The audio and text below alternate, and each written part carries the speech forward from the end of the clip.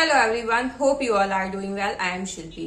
सो जैसा कि मैं क्यूनेट बिजनेस रिलेटेड वीडियोस बना रही हूँ, तो उसमें एक पॉइंट आता है कि ये लोग आपसे ड्रीम लिस्ट क्यों बनवाते हैं।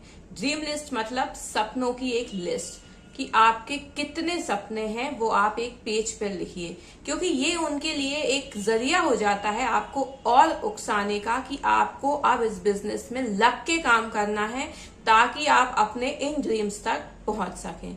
आप अभी इस टाइम जिस भी पोजीशन पे हैं, चाहे आप जॉब कर रहे हैं, चाहे आप कोई छोटा बिजनेस कर रहे हैं, आज एक पेन और पेपर लेके बैठिएगा और अपने एक्चुअल में जो सच में आप सोचते हैं कि आपके कुछ सपने हैं वो आप लिखिए। तो बोलते हैं कि 20 ड्रीम्स लिखो। आप आज बैठना एक पेन और पेपर लेके और उसमें लिखने की कोशिश करना। मैक्स से मैक्स आप 10 लिख पाओगे, क्योंकि भाई इतने ही होंगे सपने। अब ऐसे तो आप कुछ भी लिख दो कि आपको ऐसा करना है, आपको ये वाला बंगला चाहिए, आपको ये वाली गाड़ी चाहिए, आपको ऐसा चाहिए वैसा चाहिए। मैं बात कर रही हूँ एक्चुअल ड्रीम्स की, जो इंसान को बिल्कुल अंदर से लगता है कि नहीं यार ये चीज तो होना चाहिए। मतलब जरूरी नहीं है ना कि कोई बंगला ले तो ही वो सेटिस्फाई है। बहुत लोग छोटा घर लेके भी बहुत सेटिस्फाई होते हैं, क्योंकि उन्हें पता होता है कि उनके सिर पे ऐसा कोई बर्डन नहीं है, कोई कर्जा नहीं है। वो अपनी लाइफ बहुत अच्छे से उसमें निकालते हैं। और इसी जगह अगर कोई बंगला भी ले रहा होता है ना, और उसके पास अगर अच्छा खासा ईएमआई का बर्डन है, तो वो भी कहीं ना कहीं फ्रस्ट्रेट ही रहता है। सो अपार्ट दिस हम बात करते हैं ड्रीम लिस्ट पे। तो आप आज बैठ के अपने ड्रीम्स लिखना स्टार्ट करना और देखना कि आप कहाँ अटकते हैं। मतलब मुझे जहां तक लगता है कि मैक्स से मैक्स 10 के बाद आप नहीं लिख पाओगे, लेकिन यहाँ पे प्रेशर किया जाता है कि नहीं 20 लिखो, बचपन से लेके अभी तक के आपके जो भी सपने हैं वो सब लिखो।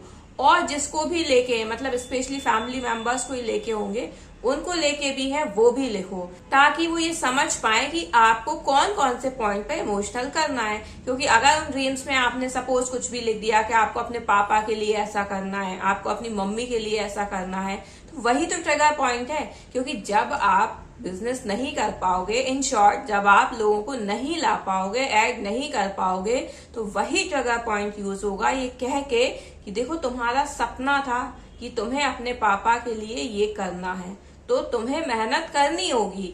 और वही ट्रिगर पॉइंट आपके दिमाग में फिर से ऐसा सेट होता है कि आप फिर उनकी बातों में घूम के वही सब शुरू कर देते हो जो आपको शायद खुद से पसंद ना हो।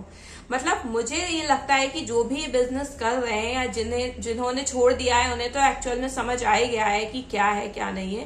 पर जो ये बिजनेस कर रहे हैं उसमें से भी बहुत से लोगों को ये क्लियर होगा कि यार हम कर क्या रहे हैं। मतलब हम एक तरीके से गलत ही कर रहे हैं, किसी और को फंसा के हम जस्ट उसका कमीशन खा रहे हैं, वो भी एक फ्रॉड तरीके से। एक फंसाना ये होता है कि भाई आप उसको सब चीजें बता रहे हो, देन वो एग्री कर रहा है, तब वो आपके सिस्टम में आ रहा है। लेकिन यहाँ आप वो चीज भी नहीं बता रहे हो। इट मीन्स आप फ्रॉड के साथ किसी को ला रहे हो, किसी की मनी लेके आ रहे हो, और उसका जस्ट कुछ कमीशन आपको मिल रहा है, और आप उसको कह रहे हो कि आप बहुत अच्छा बिजनेस कर रहे हो। तो ऐसे बिजनेस करने से तो अच्छा है कि आप कोई छोटा बिजनेस कर लो, खुद का बिजनेस कर लो। उसमें कम पैसा आएगा लेकिन सुकून का आएगा। और कहते हैं ना कि किसी की बैड विशेष नहीं रहेंगी, क्योंकि भाई आप कुछ गलत नहीं कर रहे होगे। कोई भी चीज का अगर आप छोटा बिजनेस भी कर रहे हो तो वो आपका खुद का होगा, आपका खुद का एफर्ट्स होगा, उसमें खुद का मनी होगा, खुद का टाइम होगा। तो बल्कि उन चीजों से सीख के शायद कोई और भी मोटिवेट हो और आपकी तरह करने की कोशिश करे। लेकिन इस बिजनेस में अगर आप चीजें कर रहे हो, अपना टाइम अपनी एनर्जी दे रहे हो, तो कोई भी आपकी तरह, तो अगर उसको समझ में आ रहा है, मतलब सिर्फ वो प्रोफाइल देख के आपको आपसे इंटरेक्ट हो रहा है, तो डेफिनेटली वो ये बिजनेस करना चाहेगा। लेकिन अगर आपके पास है, वो आपकी कंडीशंस उसको पता है कि अभी इन शॉर्ट आपकी क्या कंडीशंस चल रही है, कितनी ईएमआई चल रही है आपके ऊपर, तो वो आपके जैसा तो कभी नहीं बनना चाहेगा। तो बस मैं यही कहना चाहूंगी कि जो भी ड्रीम लिस्ट है वो आपकी खुद की है, आपको खुद को मेहनत करना है। तो आप कहाँ जाके मेहनत कर रहे हो भाई? किसी और को लेके आके उसका जस्ट कमीशन थोड़ा खुद खा रहे हो, थोड़ा ऊपर वालों को मिल रहा है। तो ये कौन सी मेहनत है भाई? मेहनत करनी है तो आप खुद का कोई बिजनेस करो ना, उसमें जी जान लगा दो ना, तो जो आपके एक्चुअल में सपने हो सकता है वो छोटे बिजनेस से ही पूरे हो जाएं। क्योंकि यहाँ तो सिर्फ वो पेन और पेपर पर ही लिखे होते हैं, बहुत मुश्किल है अगर उसमें से एक भी सपना पूरा हो जाए, अगर बहुत ही बड़े आपने लिख रखे हैं। क्योंकि और पूरे वो कर भी देते हैं। जैसे अगर आपने लिखा कि मुझे आईफोन चाहिए है या मुझे मैकबुक चाहिए है या मतलब ऐसी चीजें, तो वो तुरंत आप फाइनेंस करो, ईएमआई पे लो, क्योंकि शो ऑफ भी तो करना होगा ना कि आपने इतना कर लिया है। और आप वो चीज कर लेते हो, मतलब आपने बिजनेस भी एक लोन पे लिया, फिर आपको एक जस्ट शो ऑफ करने के लिए कि आप कितने सक्सेस हो उस बिजनेस में, उन चीजों के लिए भी आप लोन्स ले रहे हो, उनसे आप चीजों का फुलफिल कर रहे हो। तो जो आपके नियर वन है उन्हें आपकी एक्चुअल कंडीशन पता है कि भाई सब दिखावा चल रहा है, सारी चीजें ईएमआई पे चल रही है, कोई सेंस नहीं है ऐसा बिजनेस करने का, सिर्फ ये अपना मनी और अपनी एनर्जी इसमें वेस्ट कर रहा है। एक टाइम पे जब समझ में आएगी तो सिर्फ और सिर्फ रिग्रेट ही रहेगा। सो बस इन शॉर्ट मैं यही कहूंगी कि अगर आप इस बिजनेस में गए हो तो पहले चीजें समझो, उसके बाद कोई भी एक्शन लो।